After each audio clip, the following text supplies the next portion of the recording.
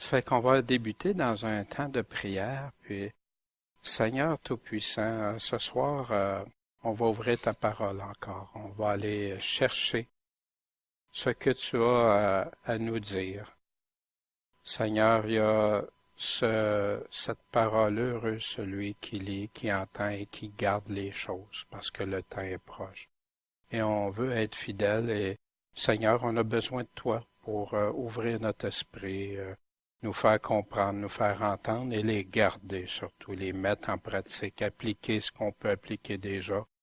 Puis si on en appliqué pour dans le futur, Seigneur, qui concerne ta parole de la fin, épaule-nous, sois avec nous. Fais, Seigneur, qu'on veille et qu'on prie en tout temps, Seigneur, selon tes commandements, toi. En ton nom, Jésus. Amen. Ce soir, on est rendu au 12e cours et on va voir le chapitre 15 de la Révélation, Apocalypse chapitre 15, et on va débuter aussi le chapitre 16, parce que le 15 va être une introduction pour le chapitre 16. Vous vous souvenez juste rapidement, la dernière fois, ce qu'on a vu, le chapitre 14, les 144 000 qui suivent Jésus partout. On a vu qui étaient des 12 000 de 12 tribus d'Israël, totalement intègres en vérité. On a vu aussi les 3 anges qui viennent alerter et informer. Qu'est-ce qu'ils font?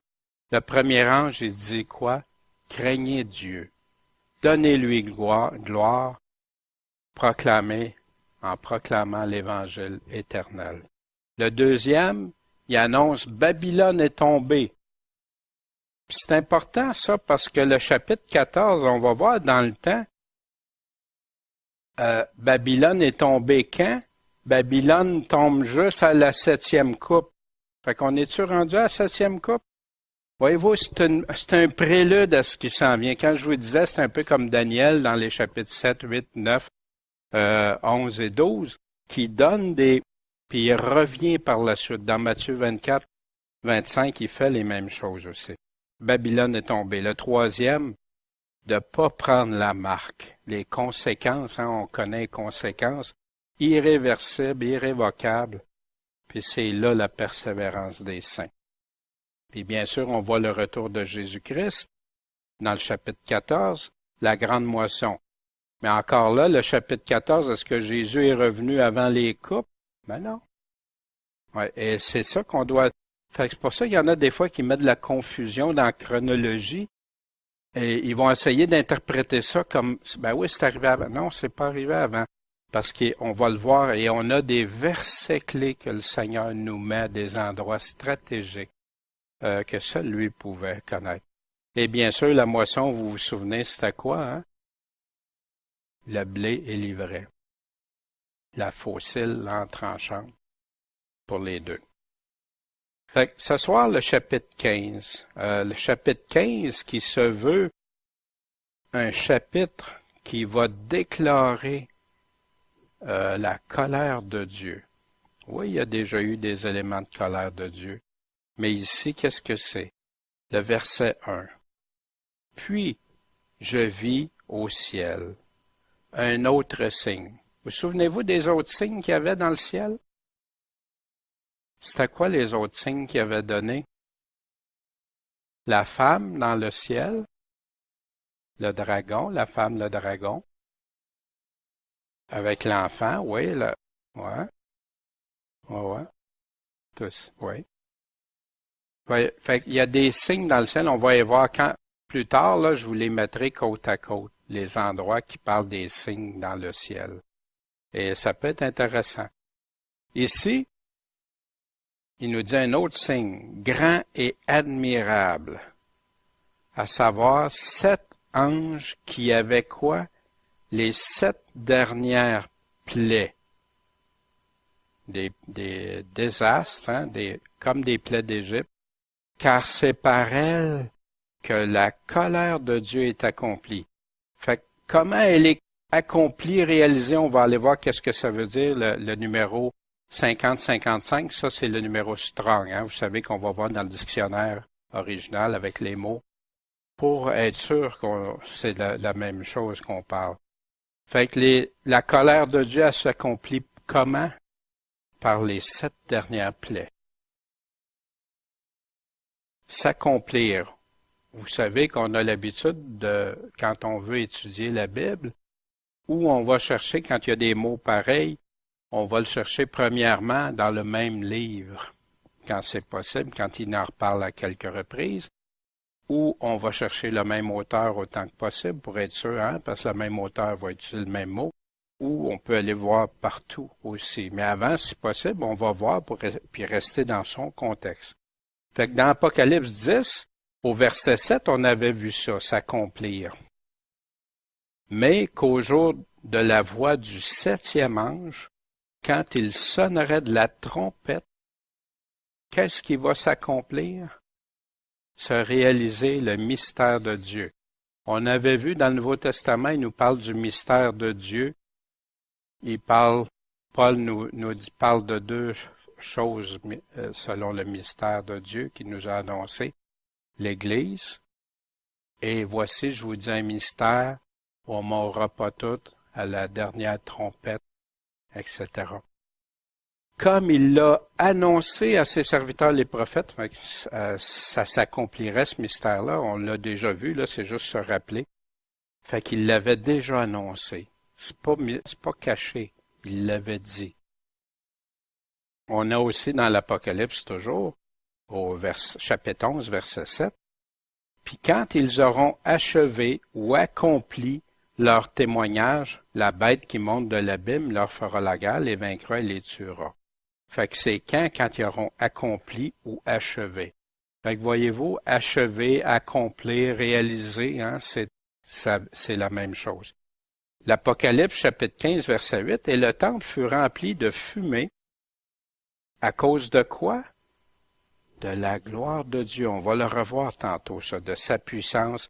Et personne ne pouvait entrer dans le temple jusqu'à ce que les 7 fléaux des 7 anges fussent accomplis. Fait que ça veut dire quoi? Il faut que les 7 soient faits, achevés. C'est ça, tout à fait.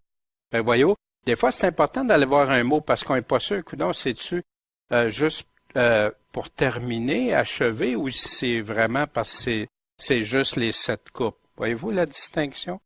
Non, ça a commencé avant, et là, ça va se terminer avec les 7 coupes. On continue dans la Révélation, chapitre 15, au verset 2. « Et je vis aussi comme une mer de verre mêlée de feu.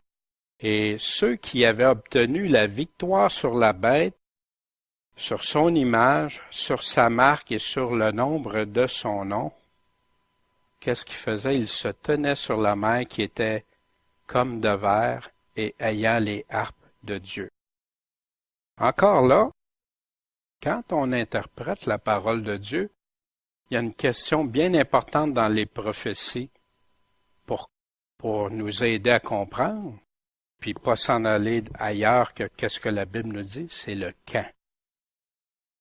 Ici, quand il dit qu'il a vu ceux qui avaient obtenu la victoire sur la bête, sur son image, sur sa marque, sur le nombre de son nom, se tenant sur la mer qui était comme du verre et ayant des harpes de Dieu, il y en a qui disent c'est déjà passé, ça.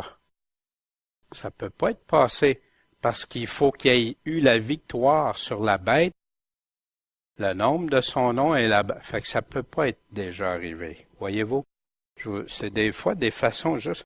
Dans Apocalypse, chapitre 4, verset 6, quand il parlait de la mer de verre, hein, une mer de verre.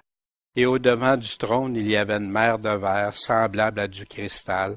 Et au milieu du trône et autour du trône, il y avait les 4 êtres vivants, plein d'yeux devant et derrière. On avait vu ça déjà. Mais qu'est-ce qu'il y a devant le trône? Une mer de verre. Fait qu'ici, il était devant, sur la mer qui était comme du verre, ayant les harpes de Dieu. Ça veut dire qu'il était devant le trône de Dieu. Puis c'est quelque chose d'extraordinaire qui dépasse.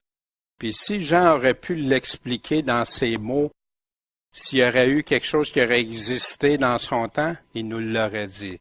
C'est quoi les meilleurs mots qu'il peut prendre pour lui? Comme une mer de verre mêlée de feu. Peut-être c'est lumineux, peut-être c'est la mer transparent de verre. Ça fait que donc, ça nous donne quelque chose en tout cas qui dépassait l'entendement de Jean, du moins à cette époque-là. Et moi, en tout cas pour moi aussi, parce que j'attends d'être rendu en haut pour le voir, je n'ai pas vu encore. Verset 3, on continue dans le chapitre 15. Qu'est-ce qu'il faisait? Il chantait, mais il chantait pas n'importe quoi. Il chantait le cantique de Moïse. Souvenez-vous, on en avait déjà parlé, je vous ai dit, quand on va être rendu plus loin vers la fin des chapitres, on va y revenir à ça. Mais ce soir, on va prendre un temps pour aller voir qu'est-ce que c'est le cantique de Moïse, serviteur de Dieu. Et il chantait quoi aussi? Puis oubliez pas, là, il était une foule innombrable. Puis tous ceux aussi qui avaient vaincu la marque, la bête, tout ça était avec eux et tout ça. Puis il disait quoi? Que tes œuvres sont grandes et merveilleuses. Ô Seigneur Dieu Tout-Puissant, tes voies sont justes et véritables, ô Roi des saints. Moi, je regarde ça, là. Puis, voyez-vous, des fois, les gens doutent de Dieu. Il y en a qui font des commentaires, même des croyants, des fois, qui sont dans qui arrivent avec des commentaires. Mais qu'est-ce qui se passe ici? Tout le monde. Ils sont des millions, des milliards, je ne sais pas, là. Ils chantent quoi? Puis ils disent quoi aussi? Wow! Personne ne veut contester avec Dieu. Personne ne veut le blâmer de quoi que ce soit. Personne, au contraire, ils sont tous en admiration, en adoration. Le cantique de Moïse, on va commencer à aller voir ça. Le cantique de Moïse, vous êtes-vous déjà posé pourquoi? Pourquoi qu'il y a le cantique de Moïse dans l'Apocalypse, dans la Révélation qui nous parle de ça? Pourquoi le cantique de l'agneau? Le cantique de l'agneau, ouais, plus facile, hein, à dire, ben oui, c'est l'agneau, notre Seigneur Jésus-Christ et tout. Mais pourquoi le cantique de Moïse? Pourquoi à cette place-là, à part ça? Ça aurait pu aller, mais là, non, juste là. Puis ça nous donne le quand. Ça va nous donner le quand, ça va donner des précisions, qu'est-ce qui est arrivé, qu'est-ce qui s'est passé. Puis ce soir, je veux prendre un temps avec vous pour aller le voir. Parce que après, ça s'efface plus après. Quand on sait c'est quoi, quand on a bien saisi, il n'y a plus rien qui peut nous envoyer ailleurs ou nous envoyer dans une autre direction. Pour moi, ma petite expérience vécue dans le passé, quand je lisais ça, je lisais, mais très rapidement, puis oui, le cantique de Moïse, le cantique de l'agneau, puis je passais à autre chose. J'essayais de trouver qu'est-ce que ça voulait dire dans ma tête. Des fois, je cherchais, puis j'allais voir dans un livre ou des personnes qui pouvaient donner une explication, au lieu d'aller voir. Il est écrit dans la parole de Dieu. Pourquoi j'allais pas là? Puis là, même des gens affirmaient donner des explications. Puis aujourd'hui, quand je vais revoir le cantique de Moïse, ça marche pas vraiment. Fait en passant, là, ça va être, il y a le cantique de Moïse, il y a 2 endroits, hein, il y a plusieurs endroits, mais j'ai pris les 2 endroits du cantique de Moïse. Il y en a dans les psaumes aussi, il y en a ailleurs. Mais des fois, on peut dire, ouais, c'est long le cantique. Oui, c'est long, dépendamment comment je le regarde. Si je suis impatient, ça peut m'emmener aussi à avoir à vouloir passer vite par-dessus. C'est ce qui m'arrivait avant. Mais maintenant, ça m'a amené à me poser des questions sur moi-même. Daniel, comment ça va être dans le ciel? Si je suis pas prête ici à être patient, persévérant, puis aller voir, si je suis pas intéressé à ce que Dieu dit, parce que Dieu me le dit, Jésus-Christ lui-même me le dit dans l'Apocalypse, dans cette occasion-ci. Il en parle ailleurs. Il me le dit là, il me dit c'est quoi? Puis moi, je suis trop impatient. Qu'est-ce que ça va être dans le ciel pour toi, Daniel? Comment tu vas vivre ton éternité si tu trouves ça trop ici? Voyez-vous? Puis je parlais à Michel tantôt, ça m'a amené à la réflexion, moi. Ben pourquoi la parole c'est long des fois, ou tu sais, il y a trop de passages, ou il y a trop de ça. Mais savez-vous quoi? Si je trouve ça trop long ici sur terre, comment ça, pour la parole de mon Dieu, comment ça va être dans l'éternité? Est-ce que je suis vraiment intéressé à penser de Dieu? Puis ça m'a ébranlé, ça m'a parlé fort, puis maintenant, je prends le temps. Puis j'aime aller entendre mon Dieu, puis après, je sais quand je vais être avec lui dans l'éternité, ça va déjà être préparé, cultivé dans mon âme, toute sa parole. Ça vous tente-tu? Êtes-vous prêts à qu'on recherche ensemble pourquoi il a mis ça, le cantique de Moïse puis de l'agneau? On va faire une petite exploration. Quoi chercher? On va chercher des similitudes. Pourquoi il parle, dans le cas de cantique de Moïse, pourquoi il parle de ça? Que dans le ciel, ça va se chanter le cantique de Moïse, puis on verra le cantique de l'agneau. Le contexte, c'est après qu'il soit passé quelque chose. Il y a des similitudes avec le temps de Moïse. Vous vous souvenez, on avait vu les plaies d'Égypte, les plaies? Ben, c'est la même chose avec ça. Fait que, donc, commençons. Le cantique de Moïse. On va aller prendre celui d'Exode, puis après on ira voir Deutéronome. Alors Moïse et les enfants d'Israël chantèrent ce cantique à l'Éternel et dirent, « Je chanterai à l'Éternel. » Pourquoi? Parce qu'il s'est élevé hautement. Il a jeté dans la mer le cheval de celui qui le monte. L'Éternel est quoi? Ma force et ma louange. Et il a été mon sauveur, mon Dieu fort. Je lui dresserai un tabernacle ou un temple. C'est le Dieu de mon Père, je l'exalterai. Quand on lit l'Apocalypse, puis on sait que ça va brasser beaucoup, qu'il va y avoir des ennemis, que ça va brasser. L'ennemi avec Moïse, c'était quoi? C'était Pharaon et son peuple. L'Antéchrist et son peuple, ces nations, vont avoir.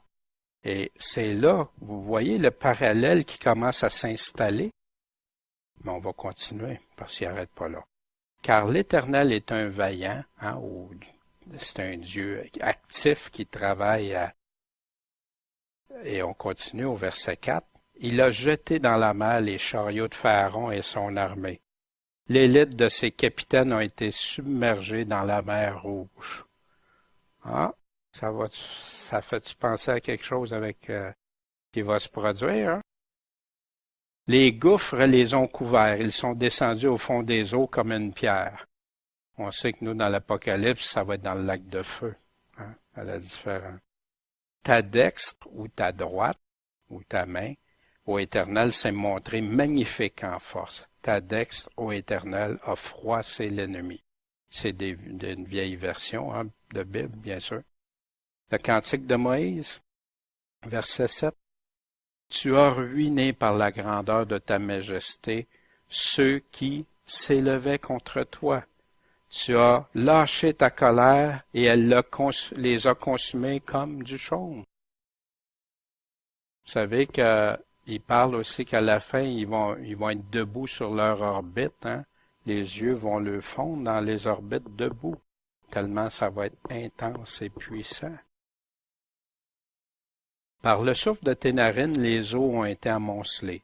Les eaux courantes se sont arrêtées comme un monceau, comme un tas. Les gouffres ont été gelés au milieu de la mer. Ça a été gelé au milieu de la mer. J'avais jamais remarqué ça avant. L'ennemi disait, je poursuivrai, j'atteindrai, je vais partager le butin. On a-tu vu ça, partager le butin? Ça vous rappelle-tu quelque chose? On a vu ça dans les prophéties, que l'Antéchrist va partager avec les autres. le butin. Mon âme sera assouvie d'eux. Je dégainerai mon épée, ma main les détruira. Ça, c'est l'ennemi qui disait tu as soufflé de ton vent, la mer les a couverts. Ils ont été enfoncés comme du plomb dans les eaux magnifiques. Qui est comme toi entre les forts, ô Éternel?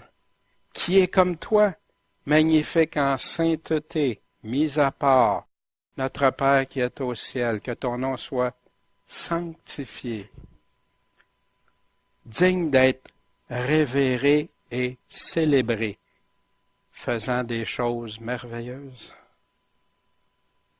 Tu as étendu ta droite et la terre les a engloutis. Tu as conduit par ta miséricorde ce peuple que tu as racheté.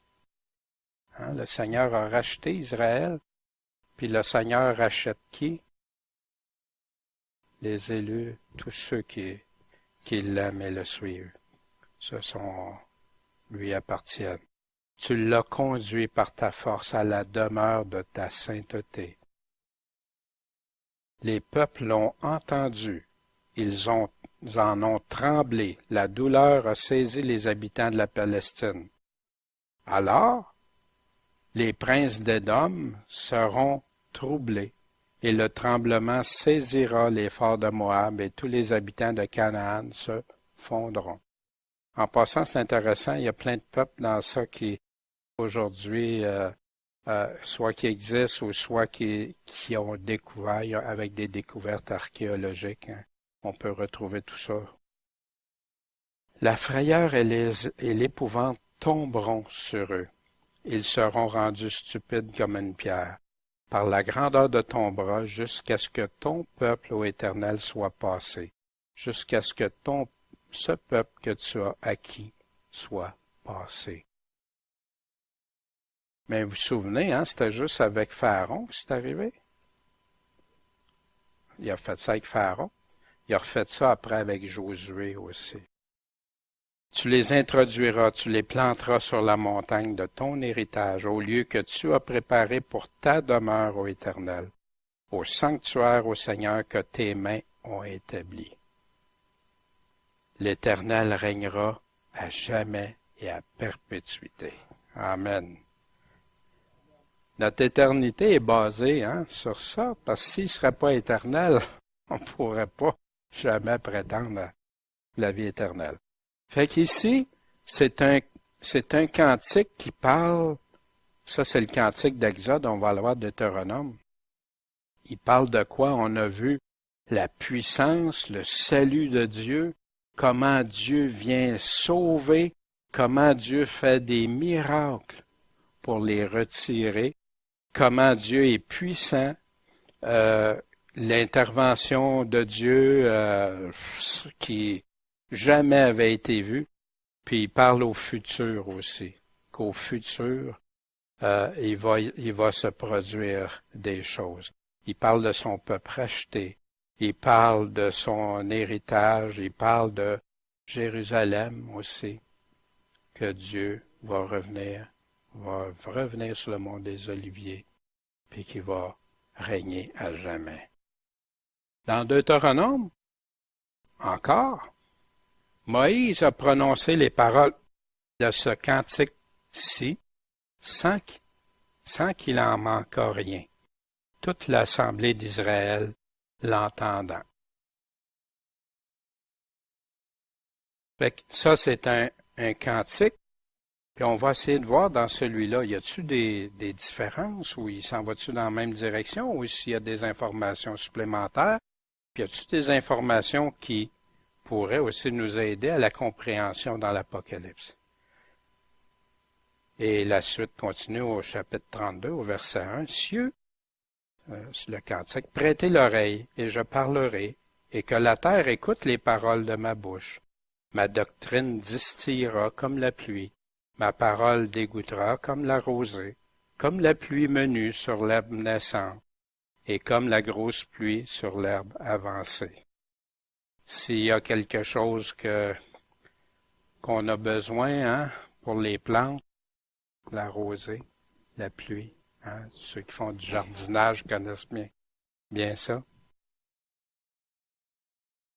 Car j'invoquerai le nom de l'Éternel. Attribuez la grandeur à notre Dieu. L'œuvre du rocher, hein? C'est un mot qu'on connaît, hein? Qui est notre rocher, est parfaite, parce que toutes ses voies sont jugement. Le Dieu fort est vérité et sans iniquité. Aucune injustice. Il est juste et droit. Mais qu'est-ce qui arrive avec son peuple? Ils se sont corrompus envers lui. Leur tâche, excusez, c'est pas tâche, c'est vraiment tâche, là, n'est pas une tâche de ses enfants, c'est une génération perverse et revêche. Souviens-toi du temps d'autrefois. Hein, dans le cantique, il ramène. Retourne en arrière. Là, le peuple est rebelle. Le peuple se détourne de Dieu. Le cantique, on va voir l'importance des cantiques. Souviens-toi du temps d'autrefois. Considère les années de chaque génération. Savez-vous, c'est intéressant parce que c'est ça que je me suis mis à faire depuis quelques années. Bon, j'avais lu l'histoire, j'avais lu le livre des martyrs de Fox, j'avais lu des choses pour étudier ou quand je faisais mes cours d'herméneutique, pour aller étudier en arrière-plan les lettres comme j'avais appris. C'est comme ça que j'avais appris Pierre. Quand il avait écrit ses lettres, c'était dans le temps de Néron, des martyrs et tout ça. Mais considère les années de chaque génération. Mais quand tu regardes ça aujourd'hui, à plus petite échelle, tu recules il y a 20 ans, un autre 20 ans en arrière, un autre 20 ans, puis ainsi de suite pour à peu près, mais juste 200 ans.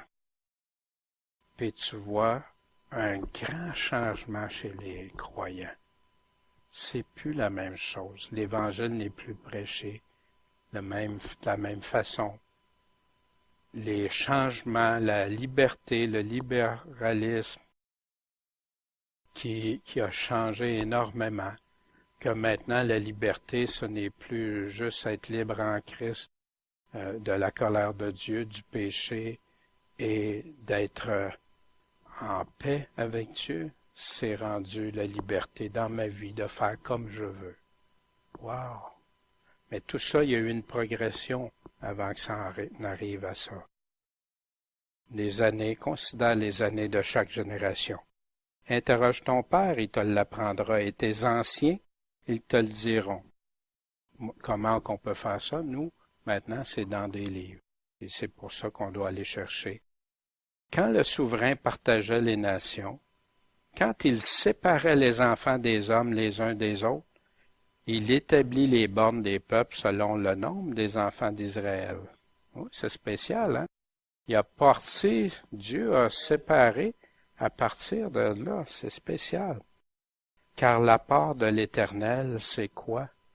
C'est son peuple, et Jacob est le lot de son héritage. Il l'a trouvé dans ça, quand on entend souvent ça, le Dieu d'Abraham, Isaac et Jacob. Il l'a trouvé dans un pays de désert. Il l'a trouvé dans un pays de désert et dans un lieu hideux où il n'y avait que hurlement de désolation. Il l'a conduit par des détours. Il l'a dirigé et l'a gardé comme la prunelle de son œil. Wow! C'est assez particulier, hein? Quand Dieu garde comme la prunelle de son œil, quand il dirige, on peut-tu être en meilleure main? Comme l'aigle émeut sa nichée, couvre ses petits, étend ses ailes, les accueille, les porte sur ses ailes. Hein? C'est une belle image, hein? L'aigle. L'Éternel seul l'a conduit, puis il n'y a pas eu avec lui de Dieu étranger. Il l'a fait passer comme à cheval par-dessus les lieux élevés, hauts élevés de la terre. Il a mangé les fruits des champs. Il lui a fait sucer le miel de la roche et a fait couler l'huile des plus dures rocher, un Dieu qui a rien d'impossible, puis qui protège, qui donne ce qu'on a besoin. Et il lui a fait manger le beurre des vaches et le lait des brebis, la graisse des agneaux, des moutons nés en basan, la graisse des boucs, la fleur du froment, et tu as bu le vin qui était le sang de la grappe. Mais Jeshurun, Israël, s'est engraissé et a régimbé.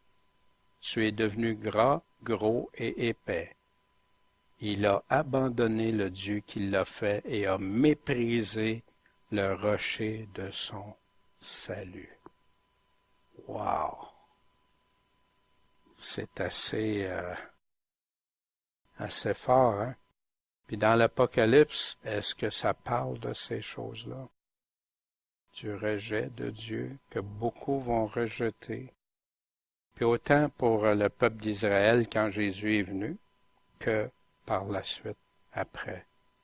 Mépriser le rocher de son salut. Ils l'ont ému à jalousie. Comment? Par les dieux étrangers.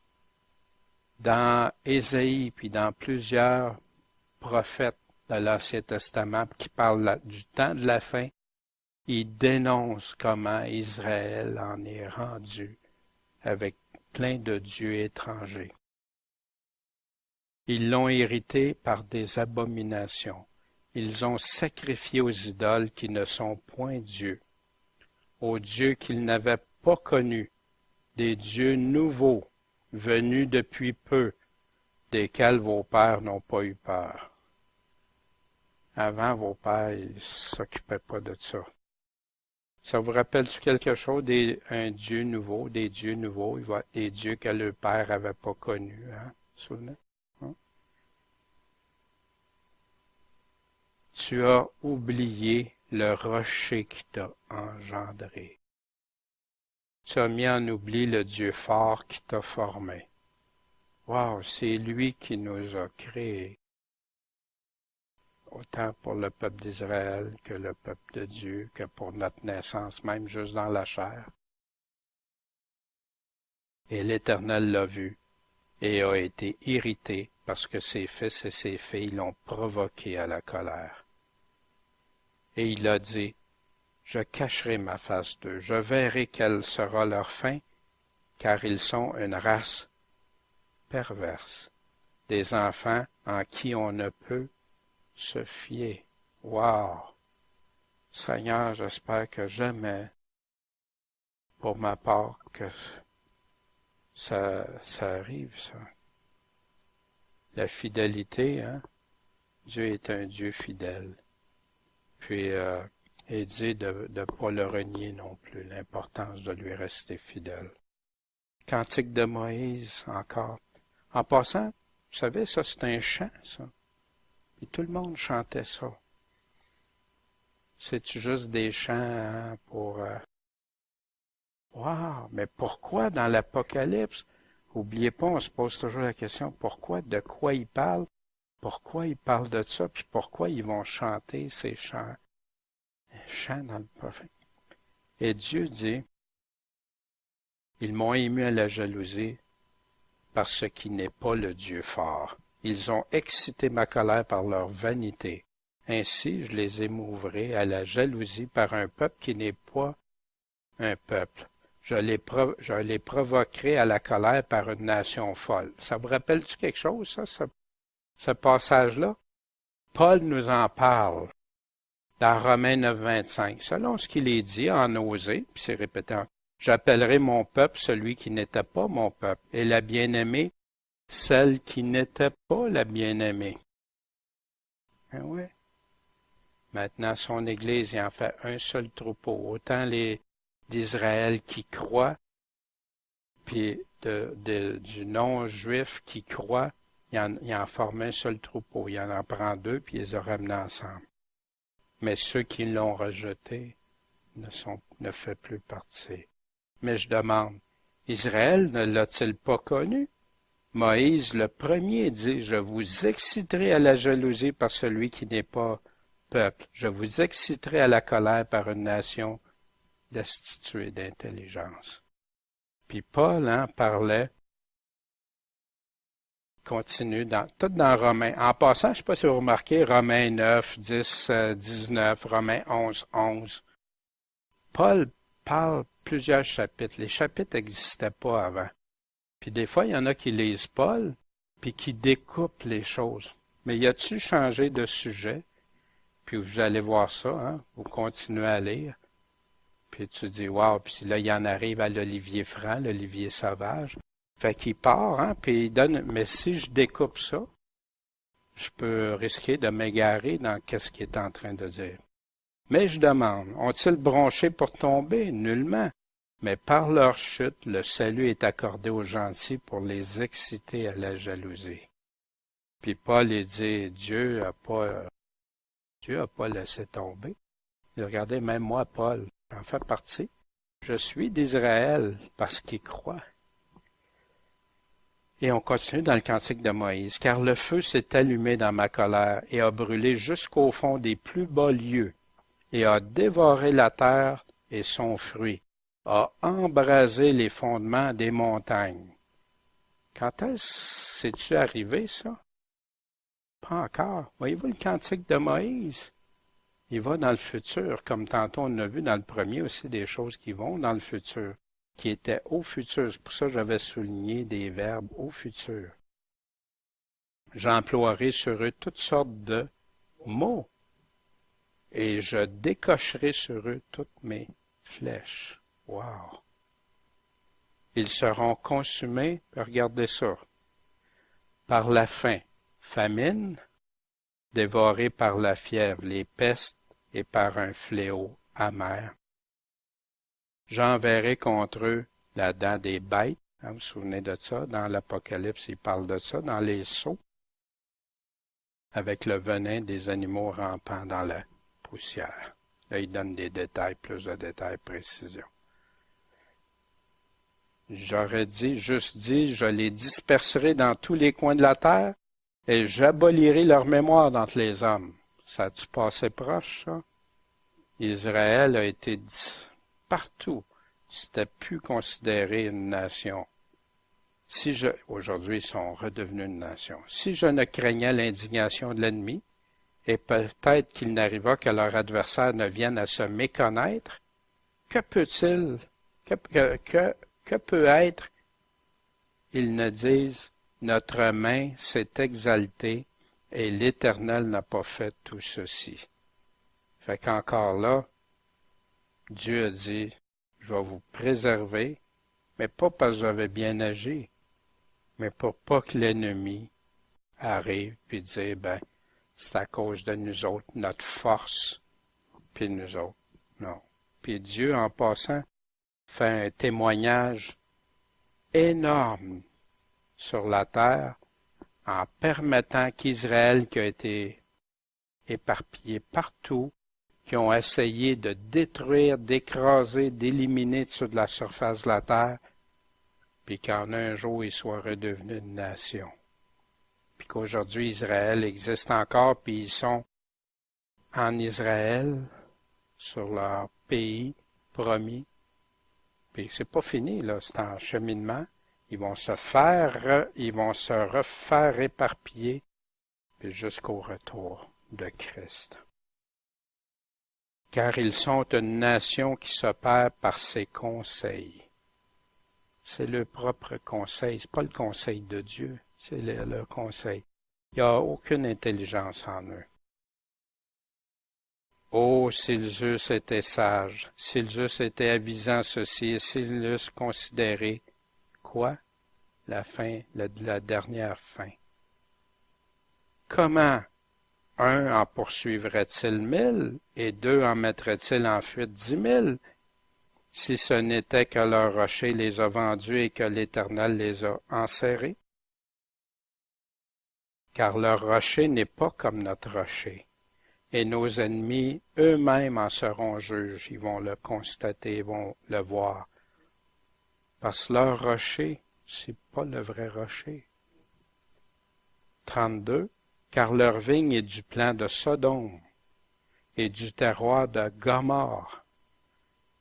Quand la Bible parle de ça, là, l'heure est grave. On sait qu'est-ce que Dieu dit de ces... Et du terroir de Gomorrhe, et leurs grappes sont des grappes de fiel. Ils ont des raisins amers. Qu'est-ce qu'on peut faire avec des raisins amers? Leur vin est un venin de dragon et du fiel cruel d'aspic. Cela n'est-il pas serré chez moi et scellé dans mes trésors? Dieu garde ça. Dieu, la vengeance m'appartient et la rétribution au temps que leur pied glissera, car le joug de leur calamité est prêt, ça va arriver, et les choses qui doivent arriver se hâtent. Vous vous souvenez, c'est un peu comme quand on avait regardé le premier chapitre de l'Apocalypse, hein? Bientôt, tu sais, c'est comme soudain, puis vite, ça se déroule vite. Car l'Éternel tirera satisfaction de son peuple et aura pitié de ses serviteurs. Puis heureusement, Seigneur, puis il va en sauver un reste. Quand il verra que leur force s'en est allée. Voyez-vous, ça parle-tu du futur, ça? Quand il dit que l'Antéchrist va faire la guerre, les vaincre, jusqu'à temps qu'il n'y ait plus de force, retrouvez-vous des similitudes? Et qu'il ne reste rien de ce qu'on enferme ou ce qu'on délaisse. Et il dira, où sont leurs dieux? Le rocher vers lequel ils se retiraient, tous ces faux dieux-là, où ils sont, là? Mangeant la graisse de leur sacrifice et buvant le vin de leur aspersion? Qu'ils se lèvent, qu'ils vous aident, qu'ils vous servent d'abri, d'asile. Hein, la parole, des fois, c'est sarcastique, hein, dans le sens pour mettre en lumière, faire ressortir. Regardez maintenant que c'est moi, moi-même, et il n'y a pas de Dieu avec moi, il n'y en a pas d'autre. Puis regardez ça, c'est moi, je fais mourir et je fais vivre. Je blesse et je guéris. Puis y a-t-il quelqu'un qui peut délivrer de sa main? Savez-vous ce que Dieu est en train d'affirmer? C'est le Dieu transcendant, tout-puissant, mais celui qu'on se moque, qu'on rejette aujourd'hui, qu'on bafoue, que même des croyants ont plus de révérence pour lui, ont plus de respect, ont encore bien moins de crainte. Car je lève ma main au ciel et je dis, je suis vivant éternellement. Hein, le je suis éternellement. Si j'aiguise la lame de mon épée, on se souvient que Jésus dit son épée, et si ma main saisit le jugement, je ferai tourner la vengeance sur mes adversaires, et je le rendrai à ceux qui me haïssent. Dieu, on peut se moquer de Dieu pour un certain temps, mais Dieu attend avec sa patience que les gens se repentent, qu'ils réalisent qu'il est Dieu, qu'il est l'auteur de nos vies. Puis au lieu de l'aimer, ou tout au moins de le respecter pour certains, c'est l'inverse. Aujourd'hui, regardez tout ce qui se passe autour de nous, là. Puis où est-ce qu'on respecte, qu'on aime Dieu? On est prêt à tout bafouer ce qu'il a dit, mettre ça de côté. Pour nos émotions, nos sentiments. J'enivrerai mes flèches de sang, et mon épée dévorera la chair. Jésus a dit ça. On va le revoir dans le chapitre 19. J'enivrerai, dis-je, mes flèches du sang des tués et des captifs, commençant par qui? Par le chef, en vengeance d'ennemis. Qui est ce chef? Nation, réjouissez-vous avec son peuple. Ouais, tous ceux des pays qui aiment le peuple de Dieu, car il vengera le sang de ses serviteurs. Il fera tourner la vengeance sur ses ennemis et fera l'expiation de sa terre et de son peuple. Puis ça, il y a plein de passages prophétiques vers la fin qui parlent de ça. Pourquoi le cantique de Moïse? Là, on a vu deux C'est 2 cantiques de Moïse. En passant, il chantait ça. Il l'apprenait, puis il le chantait, puis il le répétait d'année en année. Un cantique dans les 2 de la délivrance, dans les 2 de la justice de Dieu. On voit-tu ça de la délivrance dans l'Apocalypse? On voit-tu de la justice de Dieu? Ça peut pas être chanté avant la délivrance totale, puis une fois que l'ennemi soit éliminé. Ceux qui chantent ça, là, ils peuvent pas chanter ça avant que l'ennemi soit écrasé, puis qui a été délivré, qui sont dans la joie. C'est pour ça qu'ils chantent. Ils peuvent le chanter, mais ils chantent les vraies affaires. Enfin en sécurité quand ils sont sous le vrai rocher. La colère de Dieu, ce cantique-là, moi c'est comme un cantique en volet, parle la colère de Dieu, parle de l'orgueil des nations. L'infidélité, le deuxième, met l'accent sur l'infidélité du peuple de Dieu. Les louanges, l'adoration, puis des nations qui vont se prosterner. Puis il y en a qui vont le faire avec joie, mais il y en a que ça ne sera pas avec joie, que ça va être même à leur jugement, à leur condamnation. Tout genou fléchira et confessera que Christ est le Seigneur. Mais ça veut-tu dire qu'ils vont être sauvés pour ça? Trop tard. Avez-vous constaté d'autres choses au travers ce cantique de Moïse-là? Il y a beaucoup, de prophéties. Mais le peuple d'Israël chante ça aux fêtes. Et Moïse leur avait commandé d'apprendre ça à leurs enfants, de le chanter, puis de recommencer. Mais pourquoi prendre un cantique? Pourquoi pas un livre écrit, puis dire, ils ont la Bible. Mais le peuple d'Israël n'a pas toujours eu tous les écrits avec eux autres. Vous souvenez-vous des petites comptines que vous avez appris quand vous étiez jeune? On a appris ça tout jeune? A, B, C, D, E, F, G. Exemple. Je suis pas chanteur, je vais vous épargner ça, là. Au clair de la lune, mon ami Pierrot, bien oui. Pourquoi ça nous vient si facilement? On a appris ça tout jeune, puis ça nous reste après. Puis,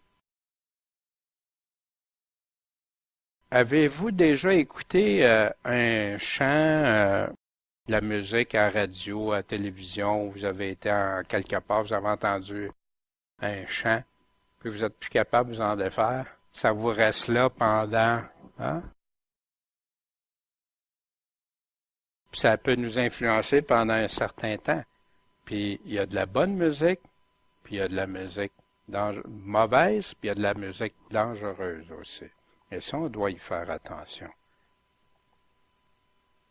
Dans les périodes de famine de la parole, vous savez, les troubadours, vous connaissez les troubadours, ils allaient de village en village, dans les années 1500, 1600 de mémoire, là, je ne veux pas vous induire en erreur, mais de mémoire. Puis, il y avait de l'interdiction de prêcher la parole de Dieu. Qu'est-ce qu'ils faisaient?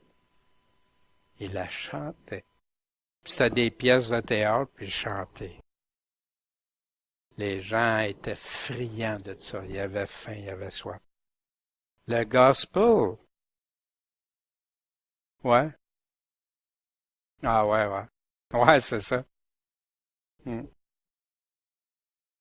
savez, le gospel, savez-vous que le peuple sous l'esclavage américain et dans d'autres pays chantait le gospel? On leur interdisait d'apprendre à lire et à écrire. Ils le chantaient. Le gospel, là, En passant, ça venait de God spell, Dieu a dit, gospel. Et voyez-vous, ils ont pu garder l'espérance puis la foi. Je dis pas que tout était parfait, mais beaucoup ont pu garder la foi en Dieu au travers de ces chants-là. Puis les gens qui entendaient ça, ils étaient non-chrétiens ou tout ça, ils écoutaient ça, souvent ça les touchait. Puis regardez, aujourd'hui, vous entendez du gospel chez les non-chrétiens, puis wow, de la belle, des beaux chants, de la belle musique encore. Les frères et les sœurs en prison, plus de Bible, plus accès à rien. Qu'est-ce qui leur reste souvent? La mémoire des chants qu'ils ont appris, la mémoire des versets bibliques, mais les chants qu'ils ont appris, qu'est-ce qui leur...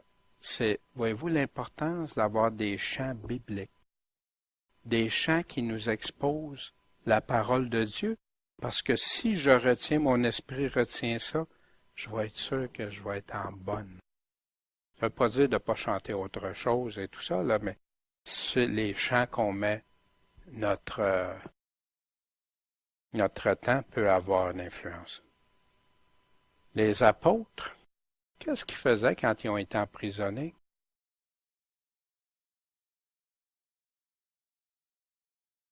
Ouais, ça témoignait.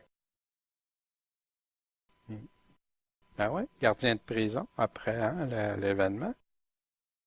Des cantiques qui véhiculent la parole. Et c'est ça que nos chrétiens, nos frères, nos sœurs chrétiens depuis les apôtres ont gardé puis ont utilisé. Les psaumes, c'est quoi? C'est des cantiques.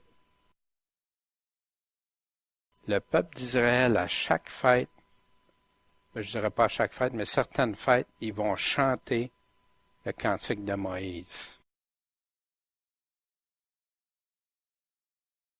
Maintenant, le cantique de l'agneau, parce qu'il nous dit aussi le cantique de l'agneau, mais ça ne sera pas aussi long, celui-là. Mais voyez-vous, le cantique de Moïse m'apprend plein de choses que Dieu avait déjà dit qui arriveraient à la fin. Puis les gens qui vont être là à louer et adorer Dieu, vont-tu pouvoir regarder tout ça avec une meilleure compréhension que nous autres encore, là?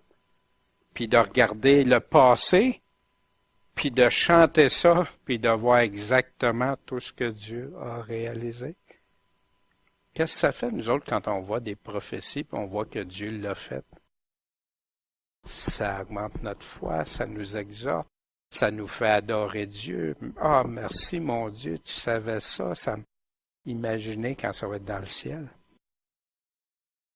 On l'avait vu dans Apocalypse, chapitre 5, verset 9, et il chantait un cantique nouveau en disant à l'agneau, vous vous souvenez, ça c'est « Tu es digne de prendre le livre et d'en ouvrir les sceaux. Pourquoi? Parce que tu as été mis à mort et tu nous as rachetés à Dieu par ton sang. Et de toute tribu, langue, peuple et nation. Le Sauveur Tout-Puissant, le Seigneur Tout-Puissant. Ça, ça fait partie du cantique de l'agneau. Et quoi? Et tu nous as fait roi et sacrificateur à notre Dieu, et nous régnerons où? Sur la terre. Ça va être intéressant quand on va arriver au chapitre 20, 21 et 22. Puis je regardais, et j'entendis la voix de plusieurs anges autour du trône et des anciens, et leur nombre était de plusieurs millions. Wow! Ça chante à Dieu. Non. Vers la fin, Dieu nous dit, trouverai-je la foi? Beaucoup d'appelés, peu d'élus. Si on calcule le total de la terre, puis combien, et j'ai entendu aussi, 5:12, et il disait à haute voix, l'agneau qui a été mis à mort est digne de recevoir quoi? Puissance, richesse, sagesse, force, honneur, gloire et louange. Il manque-tu quelque chose? Hey, quand quelqu'un a ça, c'est le summum. C'est Christ, c'est Jésus. Ça fait partie du cantique de l'agneau. Amen. J'ai entendu aussi toutes les créatures qui sont au ciel, sur la terre, sous la terre et dans la mer, et toutes les choses qui y sont, disant à celui qui est assis sur le trône et à l'agneau soit louange, honneur, gloire et force pour quelque temps, au siècle des siècles. Wow, wow. Il revenait aussi dans celui-là qui est toujours le salut de notre Dieu qui est assis sur le trône et de l'agneau. Puis ils se sont prosternés devant leur face, puis ont adoré Dieu. Fait que pour les cantiques, savez-vous, Dieu a choisi ça. Dieu savait l'effet que ça faisait. Dieu sait que ça va aller, sa parole à l'arrêt. Elle disparaîtra pas. Puis quand on va être en haut, on va entendre le cantique de Moïse, puis le cantique de l'agneau.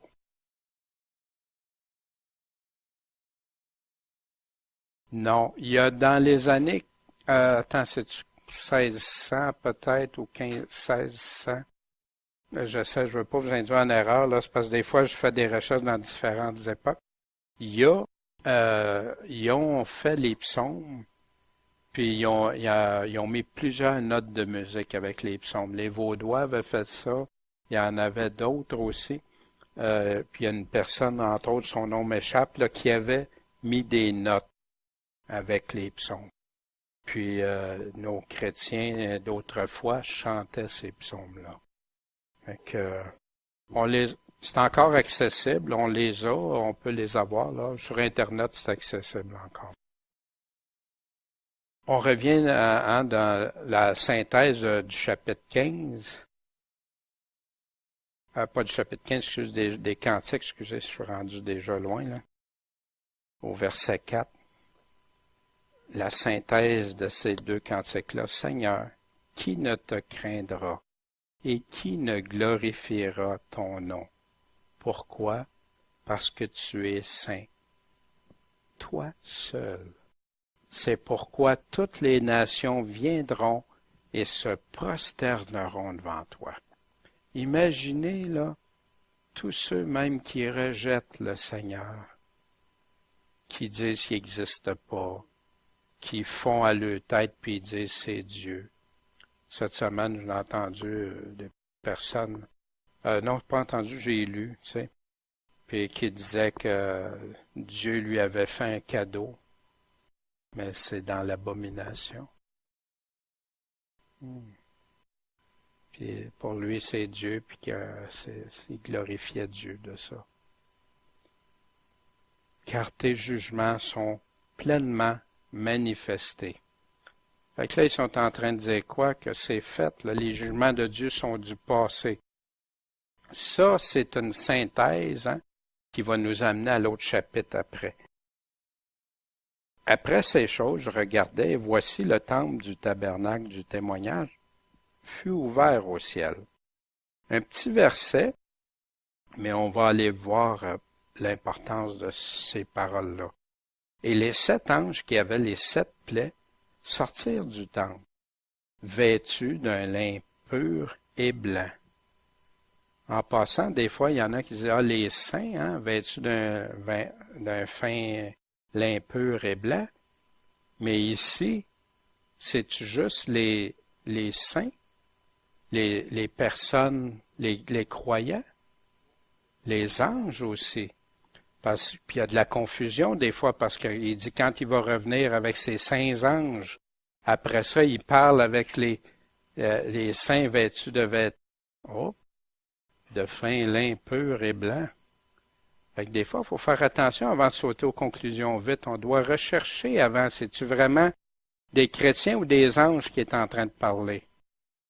Il y en a qui se font avoir avec ça des fois. On doit valider avant. Et saints sur leur poitrine avec des ceintures d'or. Ça ressemble à la description de Jésus aussi. Jésus, dans une partie de sa description, on en parle comme ça. Fait que voyez-vous, si on va pas, si on fait pas attention, on peut partir. Tu sais, je pars avec une idée. Validons toujours avant. Et l'un des 4 êtres vivants donna aux 7 anges les 7 fioles d'or ou les 7 coupes d'or. Puis ces 7 coupes d'or-là, ils ont quoi dedans? Pleines de la colère du Dieu vivant au siècle des siècles. Wow! S'il y a une coupe qui me ferait frissonner, c'est bien ces coupes-là. La colère de Dieu à son paroxysme.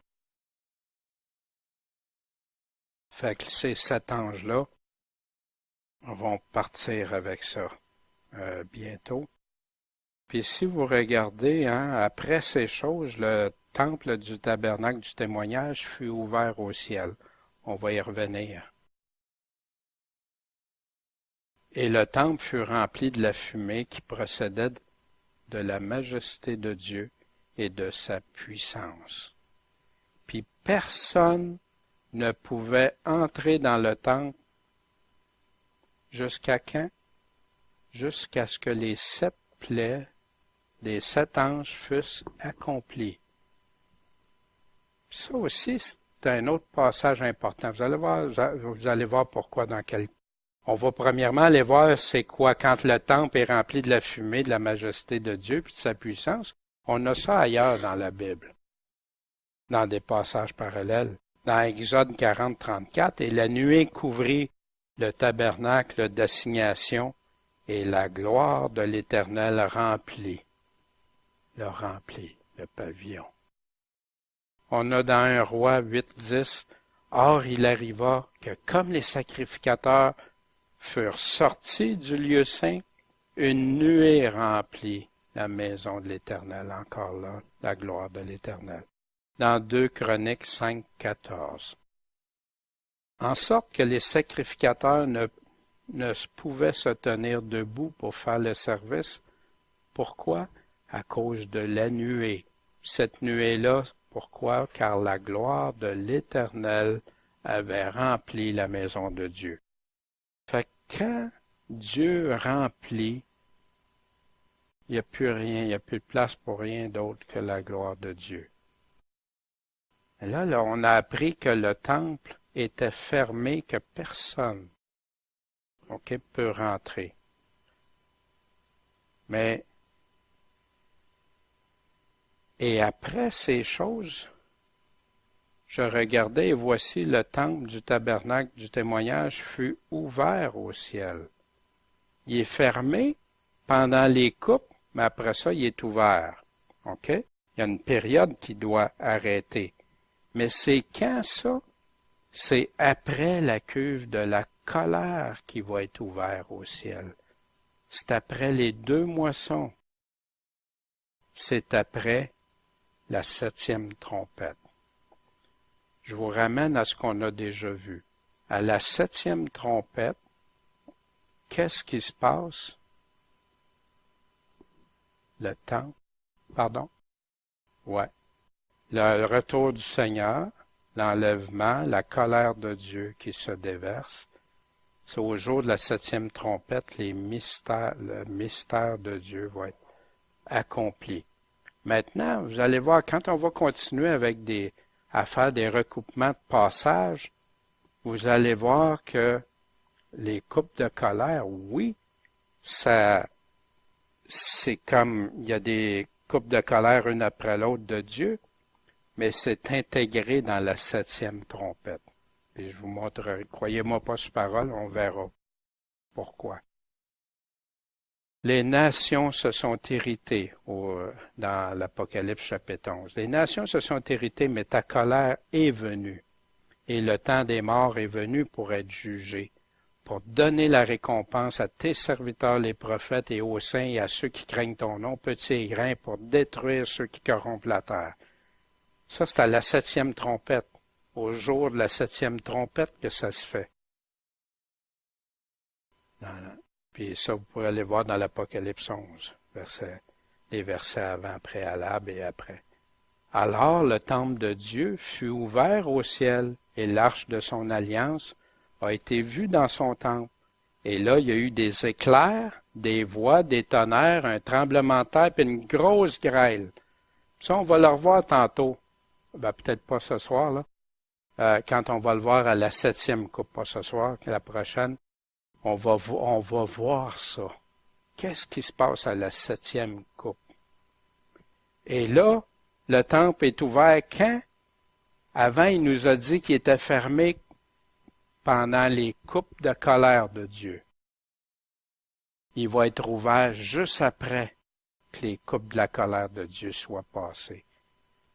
Mais pourquoi c'est important? Parce que dans les chapitres antérieurs, il nous avait dit que le temple serait fermé, puis il serait ouvert. Comme là au chapitre 11, ça arrive avant, ça. Dans notre tête, ça arrive avant parce que c'est au chapitre 11.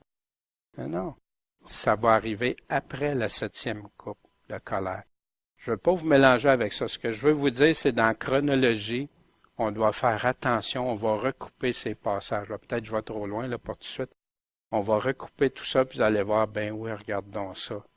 Tout arrive, Dieu a mis ça clair pour qu'on ait des points de référence. Comment chercher ça? Puis le temple ouvert et fermé nous donne cette référence-là. Mais je vous le montrerai sur un tableau, ça va être plus clair, plus évident. Ça va pour ça? J'ai-tu perdu avec ça? Le temple ouvert et fermé? OK. Bon, ben c'est ça, je reviendrai avec ça avec des explications plus précises. Mais vous allez voir, on va le voir avec la précision du temps quand je vais remettre tous les tableaux ensemble, la chronologie, comme j'avais fait avec, vous vous souvenez, Daniel 7, 8, 9, et 11 et 12. Puis on va revoir ça, vous allez dire, ben ouais, regardons ça. Fait que c'est pas pour rien qu'il met ces phrases-là que le temple est ouvert et fermé. C'est ça, mais c'est pas évident, puis j'ai pas les mots pour vous l'exprimer comme je devrais ce soir. Fait que ça, c'était le chapitre 15. Le chapitre 15 se veut une introduction pour les coupes de colère. Se veut une introduction, puis des fois on voit qu'il y a des choses qui arrivent, mais qui sont pas nécessairement en ordre. La gloire, le cantique de Moïse, tout ça, ça va arriver juste après que toute la colère soit faite. Le temple qui va être réouvert, ça va arriver juste après. C'est pour ça qu'il y en a ils sont comme perdus dans ça, ouais. Maintenant, le chapitre 16. Tout ça, c'est une introduction pour le chapitre 16. Alors j'entendis du temple une voix éclatante qui disait aux 7 anges, « Allez, versez sur la terre les coupes de la colère de Dieu. » Au verset 2, « Ainsi le premier ange s'en alla et versa sa coupe sur la terre. Et un ulcère malin et dangereux attaqua les hommes. » Tous les hommes? Non. Ceux qui avaient la marque de la bête et ceux qui adoraient son image. Qu'est-ce qui arrive à la coupe de Dieu? Des ulcères malins, la douleur extrême, et tout ça. Puis elle s'en va pas tout de suite parce qu'on va revenir à d'autres coupes et être encore là. En passant, Dieu nous a dit l'importance de tout ça. Mais ceux qui vont l'avoir, même sur la terre, ils vont avoir affaire à des premiers jugements. Des fois, on dit, il y en a, j'entends, juste un jugement. Non, non. Il y a des jugements de destruction sur la terre, puis après ça, ces personnes-là vont repasser devant le grand trône blanc. Mais sur la terre, ils vont payer sur la terre des choses mauvaises qu'ils ont faites. Puis vous allez voir dans ce chapitre-là, ça va vite. Parce que là, les coupes de colère, voyez-vous, on a vu la première coupe, là, juste un verset. Et ceux qui ont la marque vont avoir un ulcère Malin. Ouais. Ben, c'est là. Regardez bien. Quand on va voir la 7e trompette inclus au jour de la 7e trompette, ça inclut l'enlèvement et la colère de Dieu. Vous vous souvenez toujours la délivrance et la colère ensemble. Puis des fois, il y a des chrétiens, mais il y a des chrétiens qui vont être protégés. Ils subiront jamais la colère de Dieu. Fait que, vous vous souvenez, en Égypte, vous vous souvenez, on avait regardé avec le tableau, qu'est-ce qui se passait?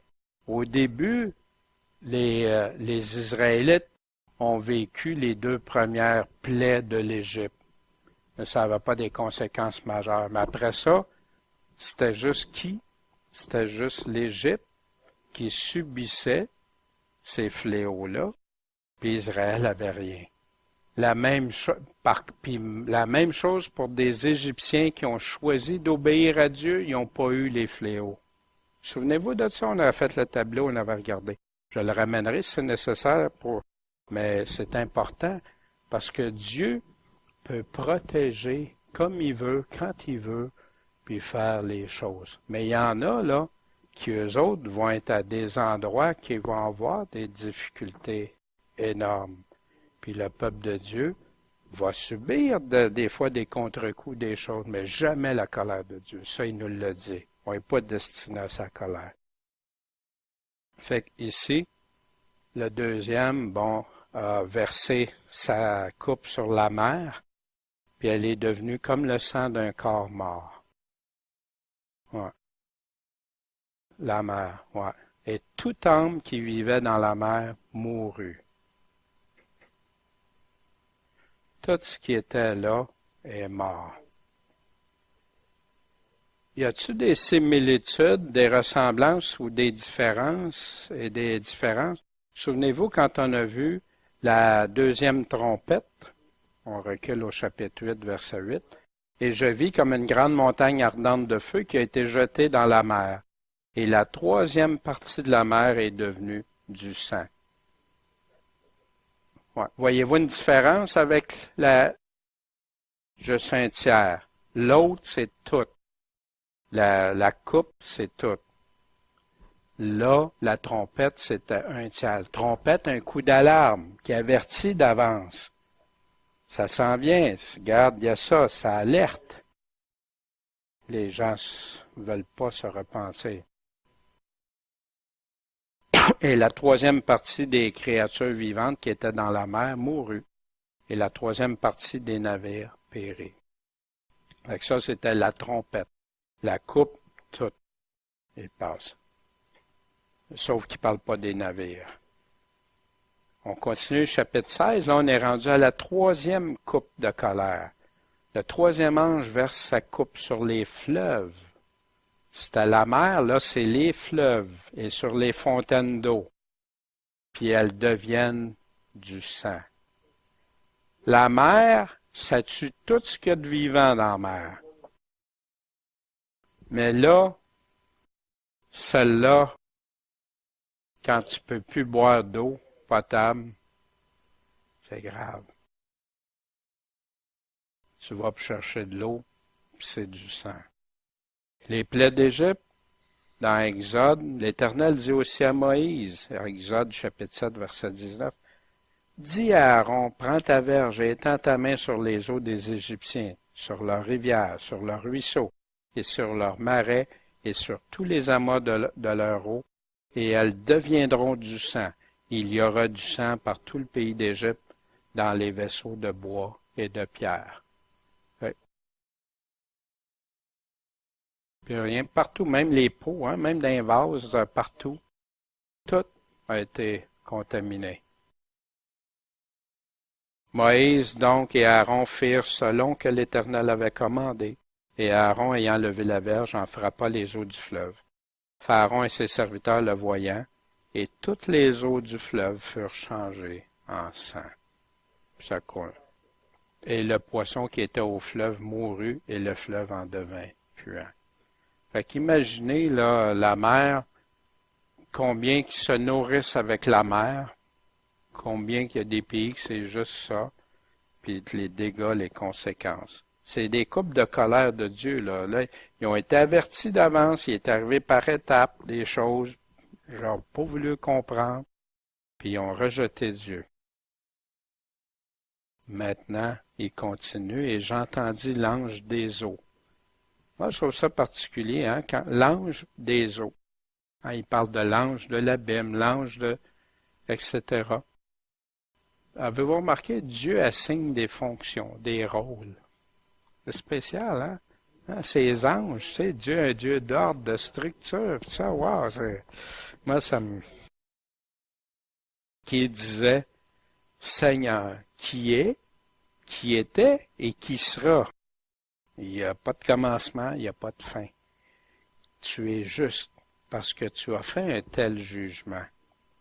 À cause qu'ils ont répandu le sang des saints et des prophètes. Tu leur as aussi donné du sang à boire parce qu'ils en sont dignes.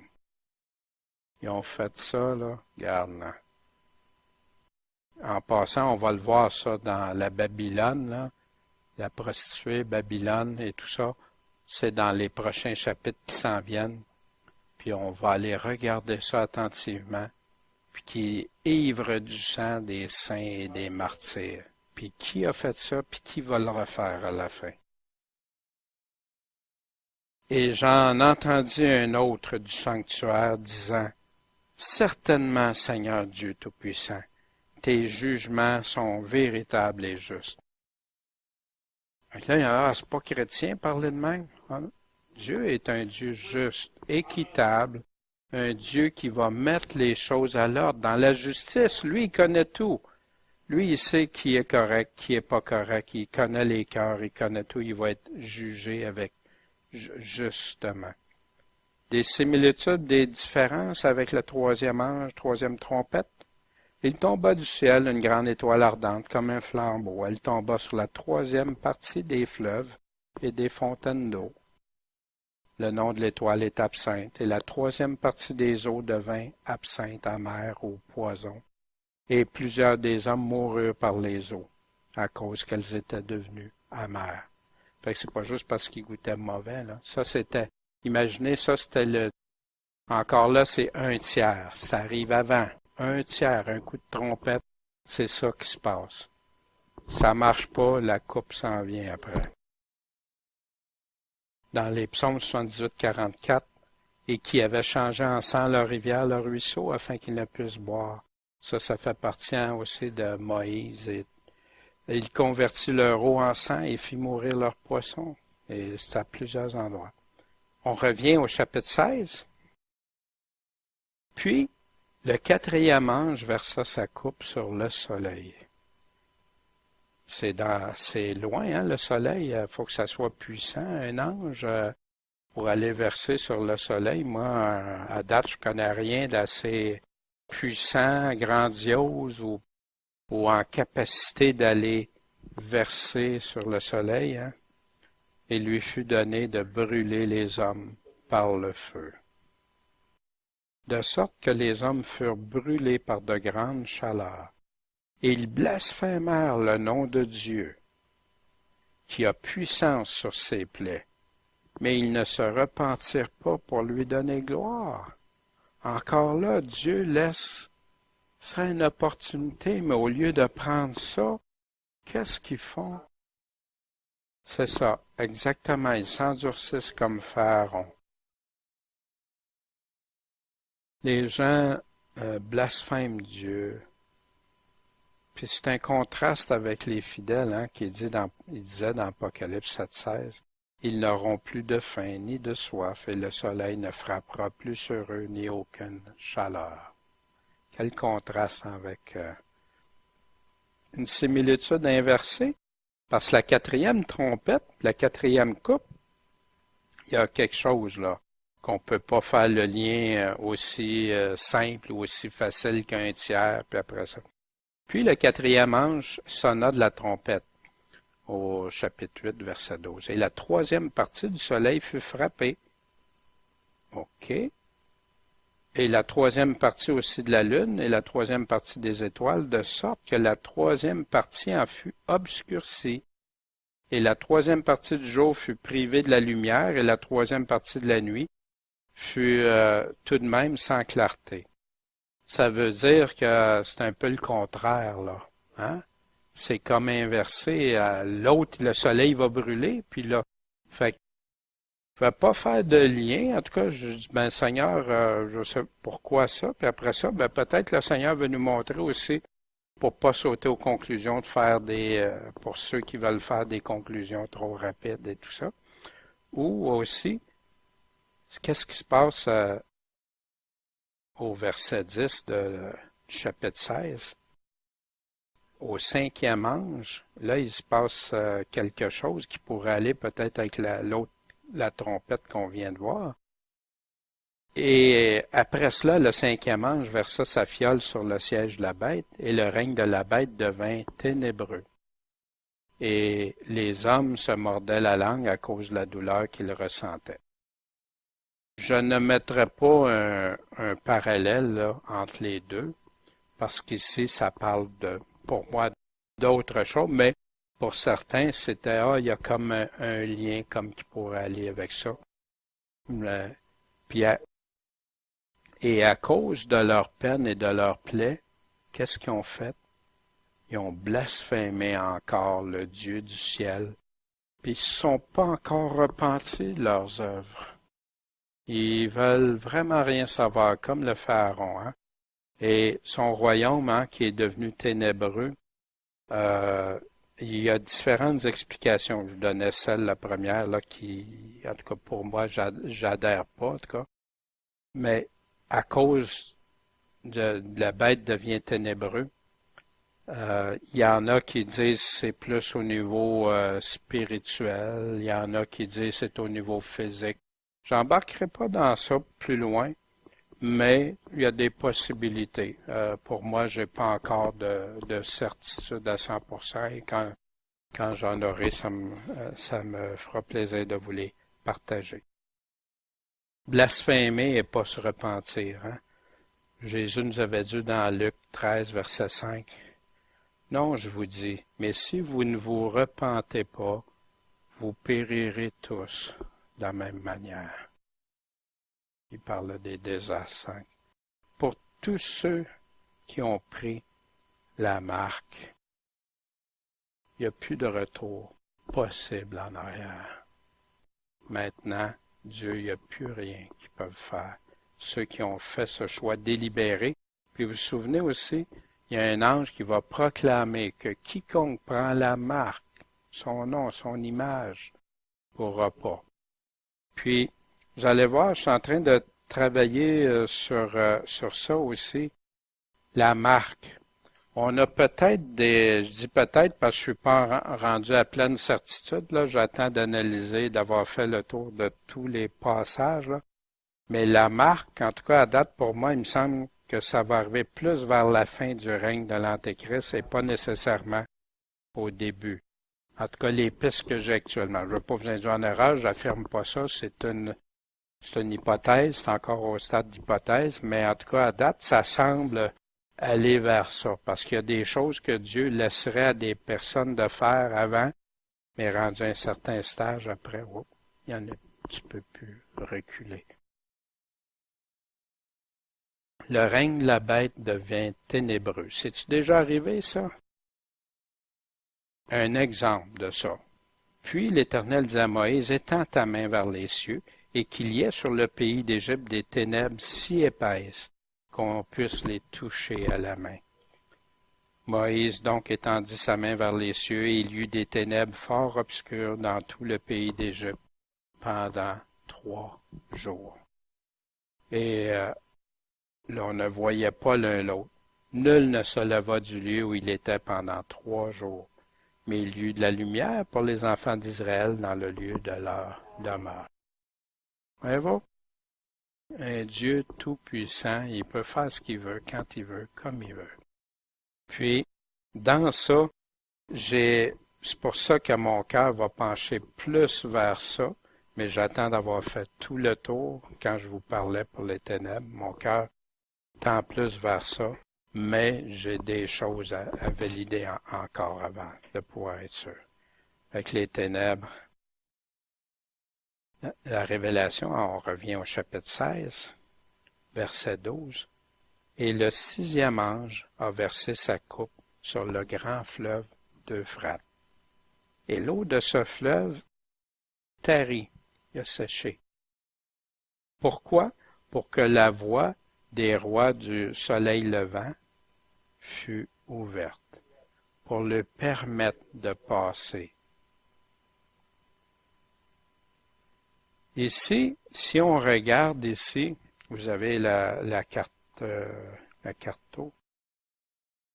Dans le fleuve d'Euphrate en passant, hein, qui part ici, la Turquie, hein, vous voyez ici, ça descend. C'est un très grand fleuve hein, qui alimente plusieurs pays, qui est la source de vie pour plusieurs pays.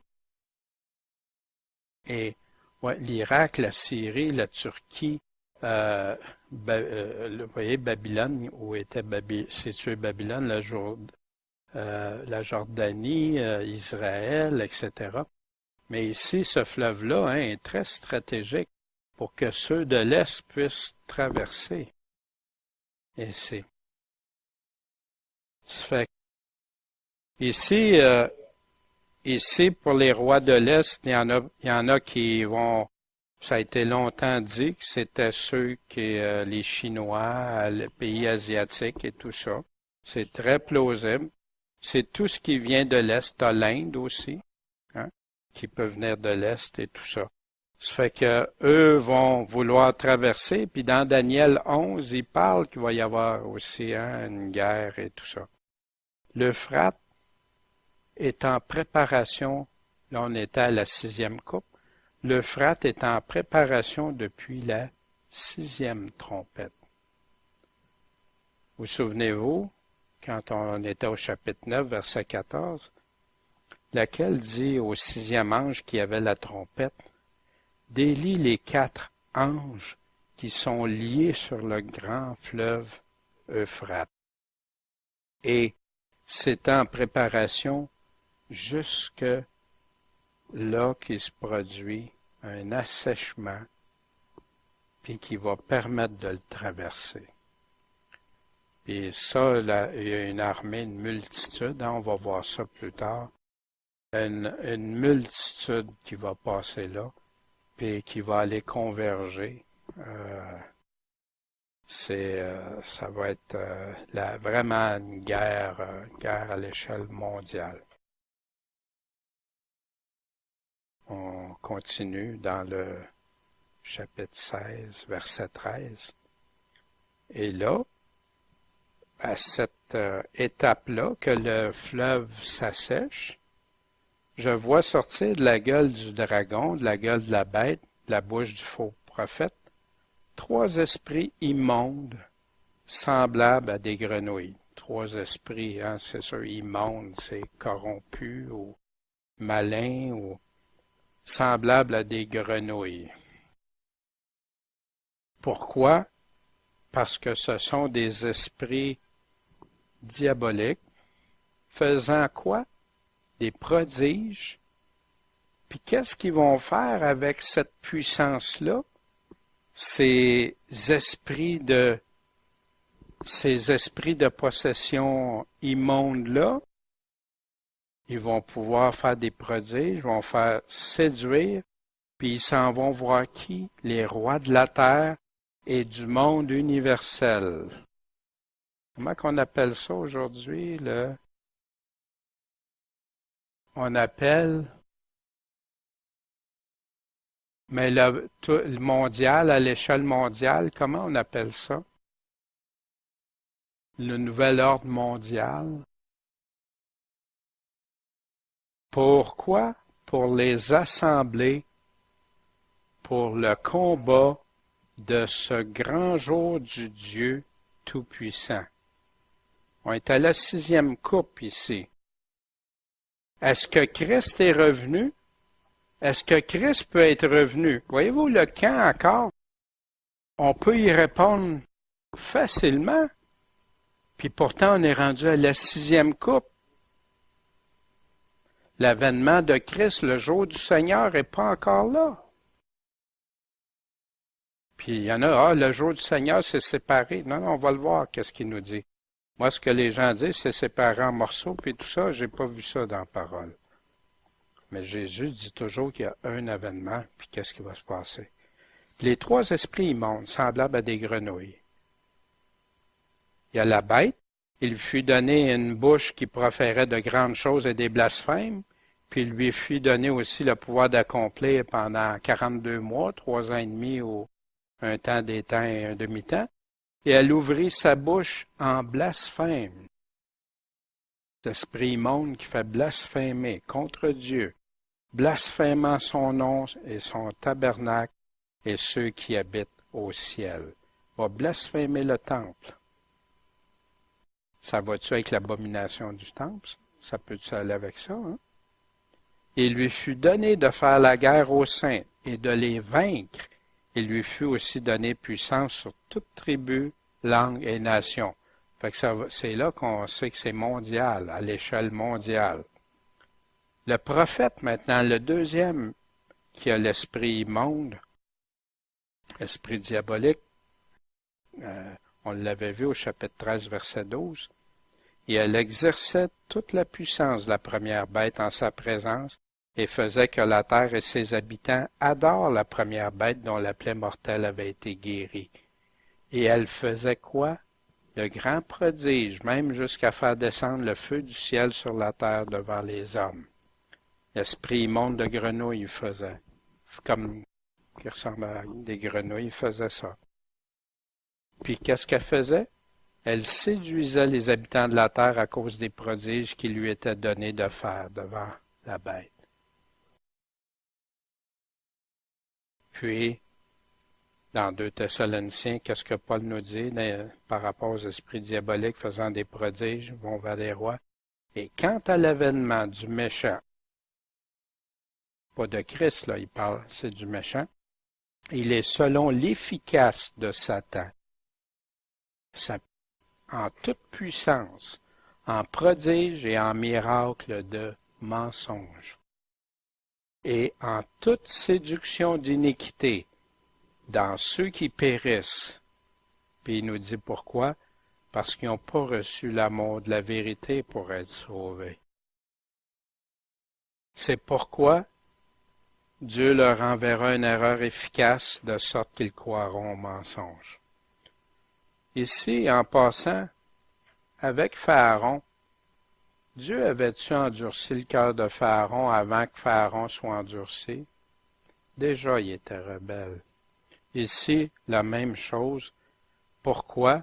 Parce que les personnes, en toute séduction d'iniquité, ça veut dire qu'ils vont être séduits par des choses d'iniquité, pas par la vérité.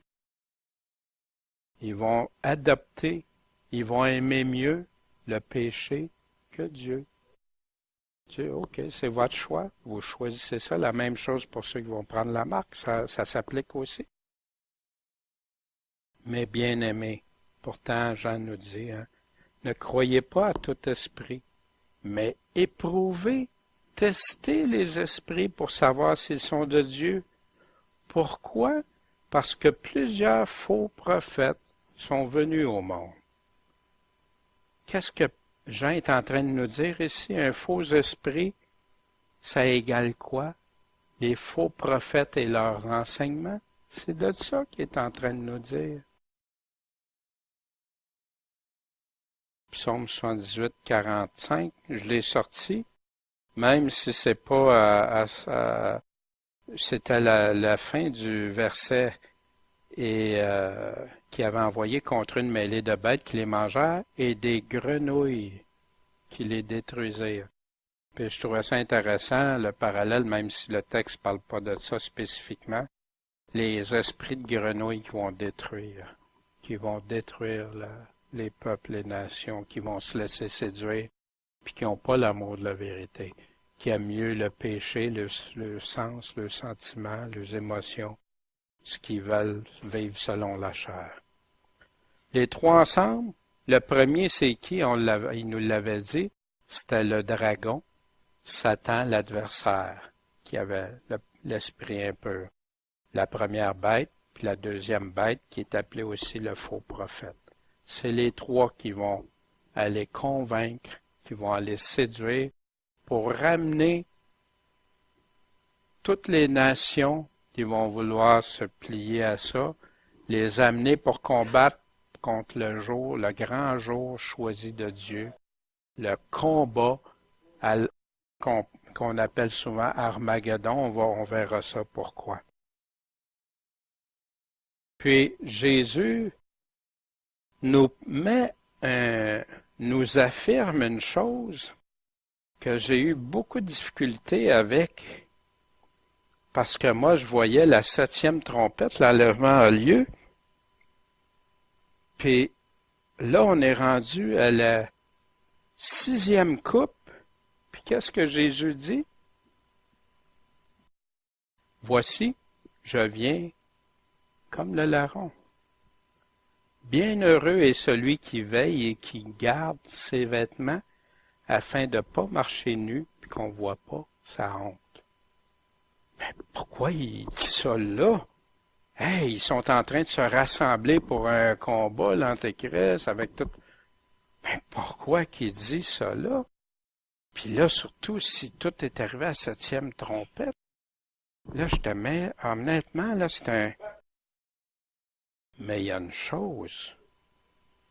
Et c'est là que tu réalises et que je vous exposerai avec des explications des choses. Là.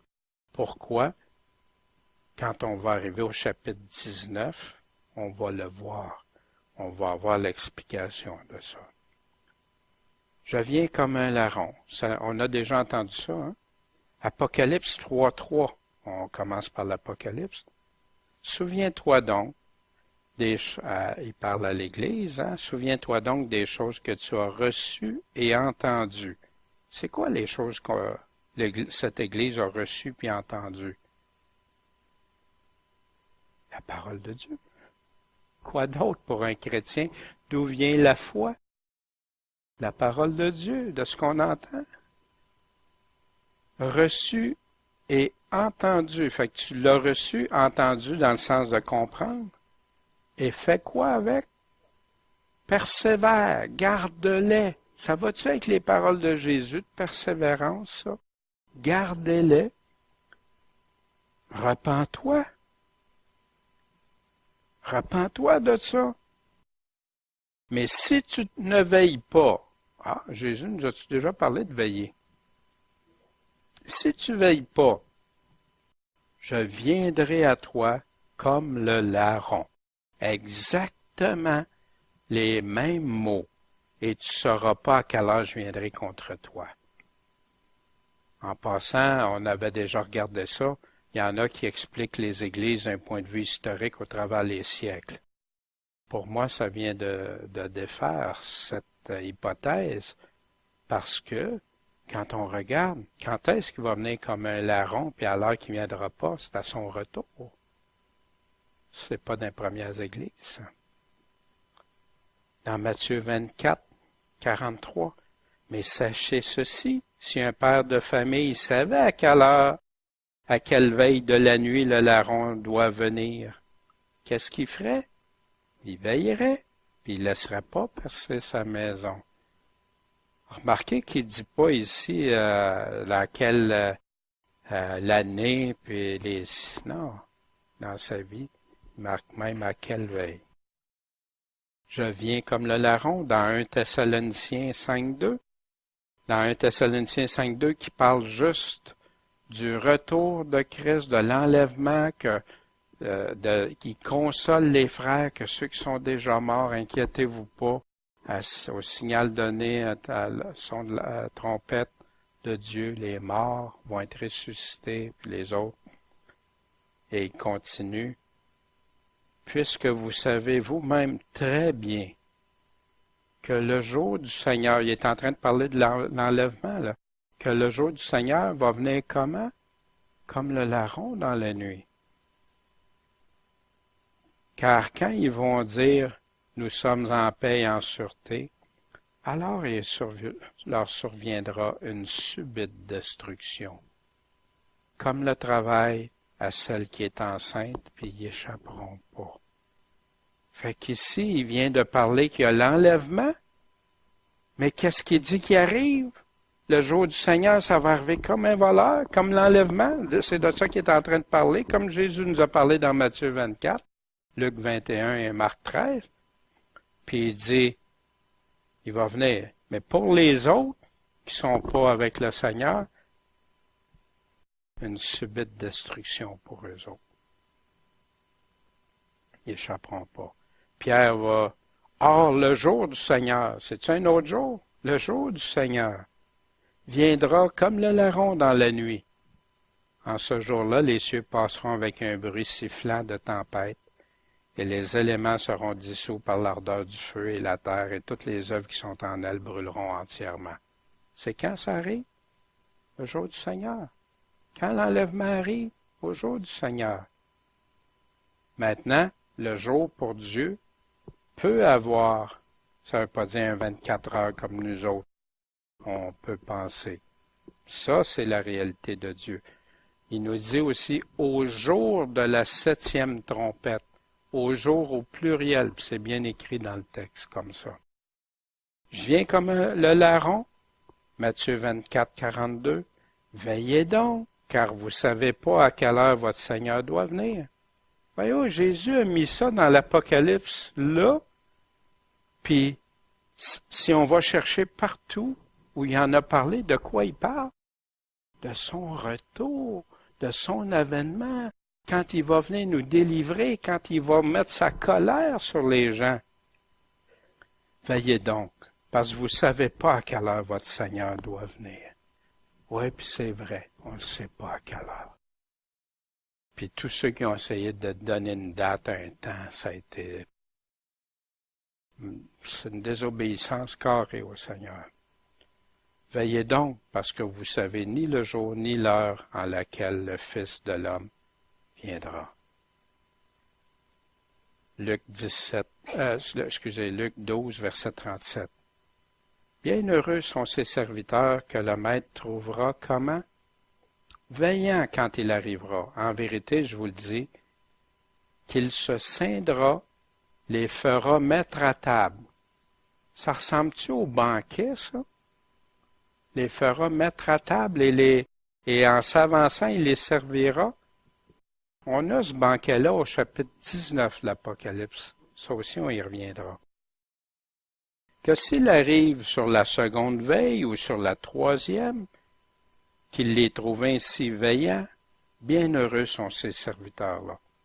Je ne sais pas si vous remarquez, Jésus parle toujours d'heure, de veille, de jour, il parle jamais de longtemps. En tout cas, les mots qu'il utilise, c'est jamais pour des longues périodes de temps. Ça m'avait frappé. Or, sachez ceci, que si le père de famille savait à quelle heure le larron doit venir, il veillerait et ne laisserait pas percer. Vous donc aussi, tenez-vous prêts. Pourquoi? Parce que le Fils de l'homme viendra à l'heure que vous ne penserez pas. Il le répète-tu? Eh oui.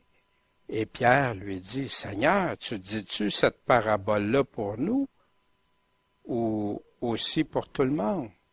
Ah, intéressant. Merci Pierre de poser cette question.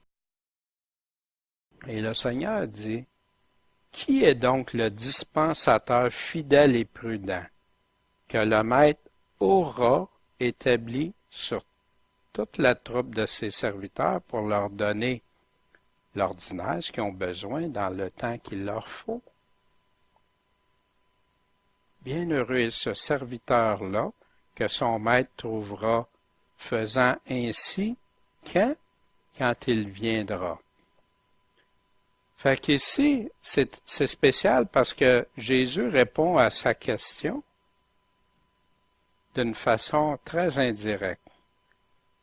Mais il ramène ça, c'est comme s'il ne veut pas dire à Pierre, il ramène ça, bien heureux, ce serviteur-là que son maître trouvera faisant ainsi quand il viendra. Mais savez-vous une chose?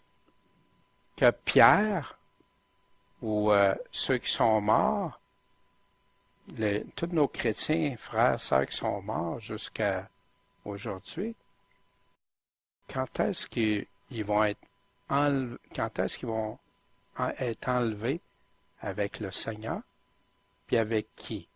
Avec ceux qui sont vivants. Fait qu'ils vont tout le monde rencontre le Seigneur en même temps et auront ensemble. Fait que quand même que je vive ou que je sois mort, si Pierre y est mort en étant fidèle et prudent, en donnant la nourriture, ce qu'il a fait, qu'il s'est occupé.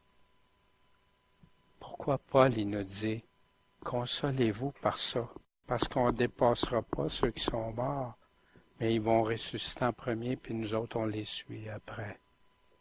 Fait qu'ensemble, le Seigneur va répondre, autant celui qui est là à la toute fin, que ceux qui ont donné, qui ont servi le Seigneur. Ça continue, pendant on ne regardera pas ça, mais le serviteur infidèle, il dit, celui qui l'attend, puis à un moment donné, il s'impatiente, mon maître tarde à venir, puis il s'en va, il retourne dans le monde, puis etc. Puis même, il va battre ses frères, tu sais, ça veut dire qu'il ne sera pas correct avec eux autres. Mais sa peine va être encore plus grande. Il ne parle pas de récompense à lui, il parle de là où il y aura des pleurs et des grincements dedans. Je viens comme le larron. Veillez donc, priant tout temps. Pourquoi? Pour que vous soyez faits dignes d'éviter toutes ces choses qui doivent arriver, et afin que vous puissiez subsister devant le Fils de l'homme. Prions pour ça que Dieu toujours nous donne. Puis Dieu dit qu'il va protéger les siens. On ne subira pas la colère de Dieu. Je viens comme le larron. 1 Thessaloniciens 5:6. Ainsi nous ne dormons pas comme les autres, mais veillons et soyons sobres. Pierre 1:4-7. Or, la fin de toute chose est proche. Soyez donc sobres. Faites attention, restez et vigilants à prier. L'autre partie que Jésus disait dans le verset 15, l'Apocalypse 16, celui qui garde ses vêtements afin de ne pas marcher nu, qu'on ne voit pas sa honte. Dans l'Apocalypse chapitre 3, verset 4, le même qui parlait tantôt à Sardes. Toutefois, tu as beaucoup de personnes à Sardes qui n'ont pas souillé leurs vêtements. Tu as quelque peu de personnes. Il parle à une église qui représente Christ, mais qui n'ont pas souillé leurs vêtements, qui vont marcher avec moi en vêtements blancs. Pourquoi? Parce qu'ils en sont dignes. Je te conseille d'acheter de moi quoi? De l'or éprouvé par le feu, qui est considéré la parole de Dieu, afin que tu deviennes riche, et des vêtements blancs afin que tu sois vêtu, et que la honte de ta nudité ne paraisse pas. Éloigne tes yeux de colère afin que tu vois. Tes yeux sont fermés, sont bouchés. Puis tu te penses l'Église de Christ. Dans Ézéchiel 16, verset 37, à cause de cela, voici, je vais assembler tous tes adultères avec lesquels tu as pris tes plaisirs, et tous ceux que tu as aimés, avec tous ceux que tu as haïs. Même je les assemblerai de toutes parts contre toi, et je découvrirai ta honte à leurs yeux, et ils verront ton infamie. Quand Dieu dit ta nudité, honte de ta nudité, ces choses-là, Dieu va te découvrir. Quand tu n'as pas de vêtements blancs, tu peux-tu aller avec le Seigneur? Quand tu as fait des abominations, des choses pas correctes, tu vas-tu? Non. Paul nous le dit, et Paul nous l'explique. 2 Corinthiens 5:3. Si toutefois nous sommes trouvés, comment? Vêtus et pas nus. Y a-t-il une condition dans ça encore? Oui. Je viens comme le larron. Marc 13:33. Faites attention à tout. Veillez et priez, parce que vous ne savez pas quand ce temps arrivera. Comme si un homme allant dehors et laissant sa maison donnait de l'emploi à ses serviteurs, et chacun sa tâche, et qu'il commanda au portier de veiller. Jésus est en train de parler de lui qui part, puis qui laisse à chacun des tâches, ses serviteurs. Veillez donc, parce que vous ne savez pas quand le Seigneur de la maison viendra, si ce sera le soir, à minuit, ou à l'heure que le coq chante, ou au matin. De peur qu'en arrivant tout à coup, il vous trouve dormant. À qui que ça s'adresse, ces paroles-là? Ça ressemble-tu aux autres paroles qu'on a vues tantôt? Je sais que je vous ai donné beaucoup de passages, là. Mais ça ressemble-tu à toutes les paroles de tantôt? À qui s'adressent ces paroles?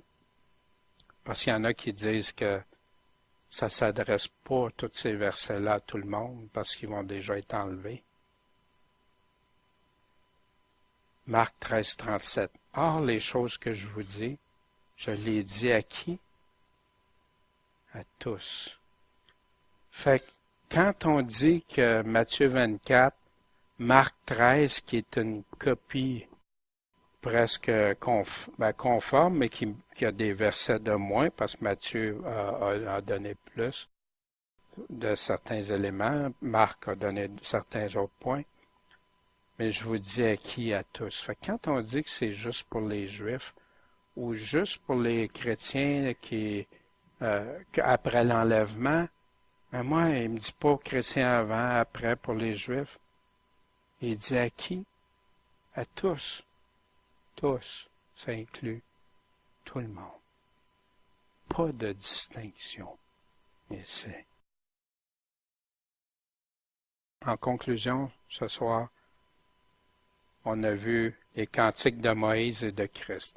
Je ne sais pas ce que ça vous a fait à vous autres, mais moi, ça m'a édifié les cantiques. De savoir qui est Dieu, puis qu'est-ce qu'il va faire, puis tout est dedans. Puis que Moïse, déjà, dans le temps de Moïse. La délivrance puis la justice de Dieu, on en a parlé. La colère de Dieu manifestée. Des passages clés qui se situent dans le temps, mais qu'on va voir avec plus de précision, avec des tableaux. C'est comme ça qu'on peut savoir si tu avant ou après la délivrance, puis la colère. Ben, les écrits nous le disent quand. Si on écoute, si on veut regarder, si on veut se poser des questions. Les 6 premières coupes, c'est ce qu'on a vu ce soir. Et on a vu les similitudes, des différences avec les trompettes des plaies d'Égypte. Puis on a terminé avec « Je viens comme un voleur, comme un larron ». C'est ce que j'avais ce soir à vous présenter pour ces chapitres-là. Il y a beaucoup à dire. Je demandé, Seigneur, éclaire-moi, il faut que j'arrête, je ne peux pas aller dans tout, là. Mais pour moi, je voulais rester attaché, collé au texte, qu'est-ce qu'il disait, aller chercher qu'est-ce qu'il disait, ramener ça dans un contexte pour moi biblique, qui reste biblique. Puis oui, j'ai des opinions, des choses, je vous le signifie dans ce temps-là, c'est une hypothèse ou tout ça. Mais la parole de Dieu reste la parole de Dieu. Puis elle a autorité, elle a raison, elle nous conduit dans la vérité. Puis notre éternité dépend de qui? De sa parole. Donc, ce soir, c'est ce que j'avais à vous partager. Si vous voulez vous courber, on va faire un temps de prière. Seigneur Tout-Puissant, tu es grand. Déjà, tu connaissais tout avant la création. Après, tu t'es occupé que des hommes nous conduisent, écrivent. On a ça par écrit. Je pense à Moïse ce soir. Seigneur, cet homme de Dieu qui t'a été docile, que tu as formé, que ça a pris du temps aussi, puis que tu en as fait un outil pour toi, Seigneur. Merci pour de tels hommes. Et merci de ce que tu avais déjà tout. Tout, puis tu nous as laissé tout pour raffermer notre foi, pour nous donner confiance en toi, toujours de plus en plus. Puis Seigneur, on voit dans l'Apocalypse qu'il va y avoir des temps, mais que tu es au contrôle de tout, que tu es en arrière et que toi, tu protèges ceux qui t'aiment. Puis on veut t'aimer, on veut veiller, on veut prier, puis te demander d'être considéré digne d'échapper à des choses. Seigneur, qu'on ne soit jamais trouvé endormi, ou qu'on soit nu, ou la honte de jamais, Seigneur. Garde-nous dans tes voies, solidifie notre groupe ensemble, et qu'on te serve, toi, Seigneur, de tout notre cœur. On t'aime de tout notre cœur, nos pensées, notre force, notre âme. Et aussi, on aime notre prochain comme nous-mêmes, Seigneur. C'est ce qu'on veut. On veut vivre pour toi. En ton saint nom, Jésus, toi qui as tout payé à la croix pour nous. Le seul qui va pouvoir faire la différence, Seigneur, dans notre salut auprès du Père, en ton saint nom. Amen.